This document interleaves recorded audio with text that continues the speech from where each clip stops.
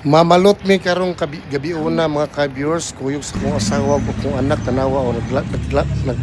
naglakaw mi padulong sa balutan. Mao ni akong suki nga balutan diri sa una. Lami kinig mga suka kaning nga balutan nga diri nag-standby sa Greenwich o atbang sa Rose Pharmacy tanawa. Nagulat ko tungod sa daghan nila kanang mga customer